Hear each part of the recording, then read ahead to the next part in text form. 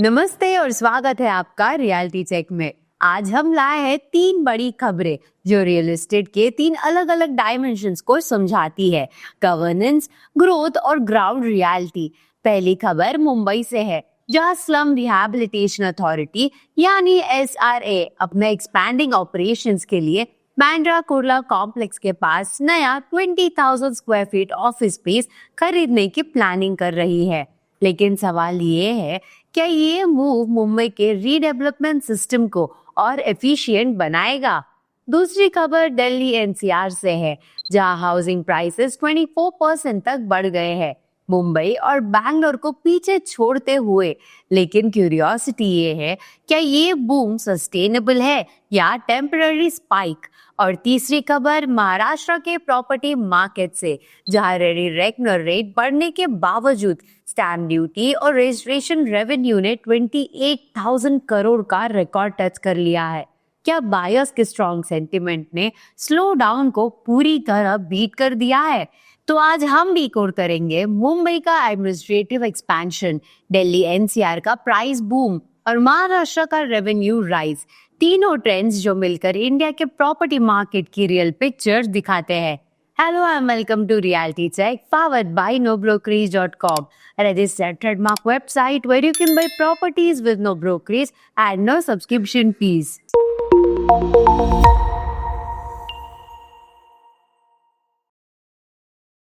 चलिए शुरू करते हैं पहली खबर से, मुंबई के SRA के एक्सपेंशन प्लान के साथ। मुंबई के रियल एस्टेट सेक्टर से एक इम्पोर्टेंट अपडेट आया है। स्लम रिहैबिलिटेशन अथॉरिटी SRA अब एक बिगर ऑफिस स्पेस खरीदने जा रही है, बांद्रा कुर्ला कॉम्प्लेक्स BKC के पास में। ये अथॉरिटी अब तक बांद्रा ईस्ट में अपने एग्जिस्टिंग हेडक्वार्टर्स से ऑपरेट कर रही थी, जो BKC के बिल्कुल एडजेसेंट है। लेकिन ऑपरेशंस एक्सपैंड होने के बाद अब ज्यादा स्पेस की जरूरत है। SRA को 10,000 से 20,000 स्क्वायर फीट का कारपेट एरिया चाहिए, एक सिंगल फ्लोर पर 1000 मीटर के रेडियस में ही।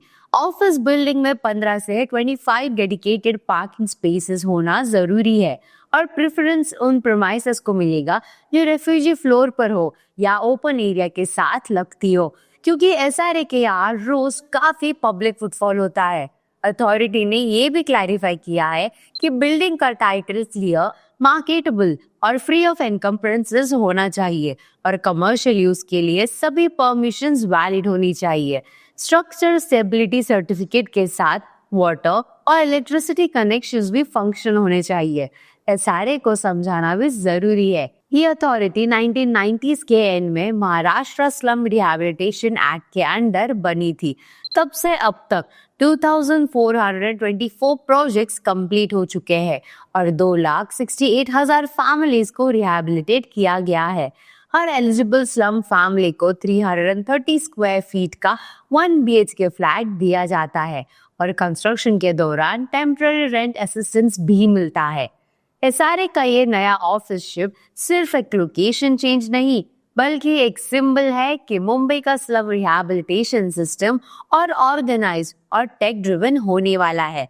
और जब मुंबई में रिहैबिलिटेशन और रीडेवलपमेंट इतना एक्टिव है, तो दिल्ली NCR के मार्केट में कुछ और ही धमाका हो रहा है। प्रॉपर्टी प्राइसेस का ग्राफ इंडिया में ऊपर जा रहा है, लेकिन इस क्वार्टर में दिल्ली NCR सबको पीछे छोड़ दिया है।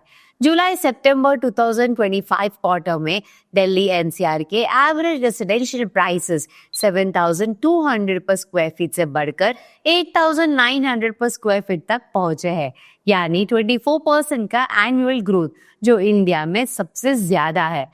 टॉप 7 सिटीज का कंबाइंड एवरेज ग्रोथ 9% रहा, 8,390 पर स्क्वायर फीट से 9,105 पर स्क्वायर फीट तक।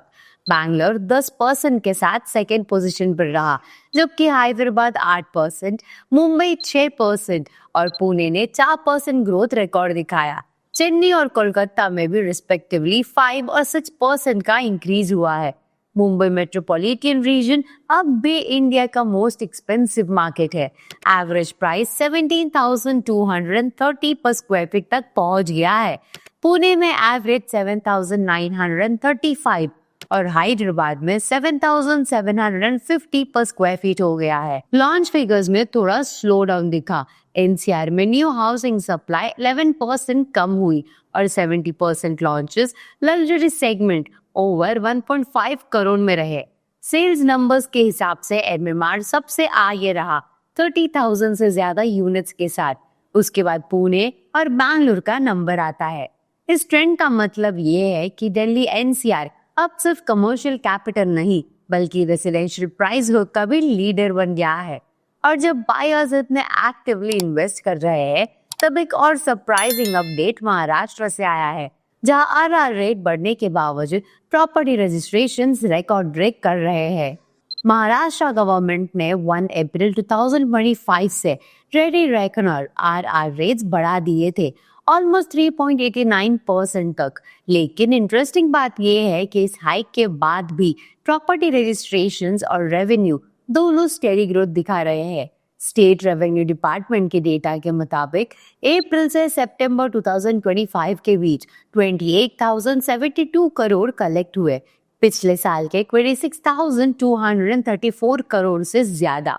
इस पीरियड में टोटल 22.22 लाख डॉक्यूमेंट्स रजिस्टर हुए, जबकि लास्ट ईयर ये नंबर 21.06 लाख था। जुलाई 2025 सिंगल मंथ में ही 5,155 करोड़ का रेवेन्यू जनरेट हुआ, जो साल के टारगेट का 1% है। गवर्नमेंट का फाइनेंशियल ईयर 2025 टू 26 का टारगेट है 63,500 करोड़ स्टैम्प ड्यूटी और रजिस्ट्रेशन फीस से, जो स्टेट के टोटल टैक्स रेवेन्यू का 8.3% कंट्रीब्यूशन करता है। ऑफिशियल्स के हिसाब से आरआर रेट हाइक मॉडरेट था और मार्केट प्राइसेस के कंपैरिजन में अब भी गैप काफी बड़ा है, इसीलिए बायर्स पर बर्डन कम पड़ा। Inspector general of registration Ravindra Binwade ने कहा, आरआर रेट हाइक के बाद भी प्रॉपर्टी सेल्स स्ट्रांग है।